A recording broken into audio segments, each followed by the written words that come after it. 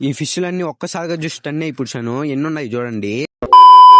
Welcome back to another video. ఇంకా after long time మా family అంతా ఏదో చిన్న వర్క్ ఉందంటే ఇంకా కాగబెట్టినగర్కి వెళ్ళాలంటే వెళ్తా ఉన్నాము. మా మమ్మీ వాళ్ళు నన్ను ఈ బైక్ ఎక్కిచ్చేసి మా మమ్మీ వాళ్ళు ముందే వెళ్తా ఉన్నారు.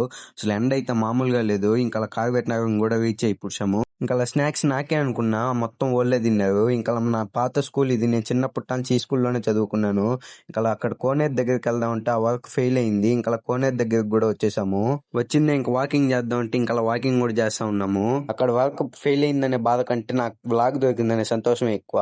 ఈ కోనేరు ఎంత మందికి తెలుసో కామెంట్ చేయండి. నాకు తెలిసి ఈ కాగబెట్టినగరంకి ఏదన్నా గుర్తింపు ఉందంటే ఈ ఒక్క కోనేరు వల్లనే. అసలు బ్యూటిఫుల్ కోనేరు అంటే ఇదే ఇక్కడ. ఇంకా అక్కడ కొన్ని ఫొటోస్ తీసుకున్నాము. ఇంకా నేను సెల్ఫీ కెమెరా ఆన్ చేసాను. మా మమ్మీ ఫోటో తీసుకుంటాను పోజ్ ఇస్తా ఉండింది.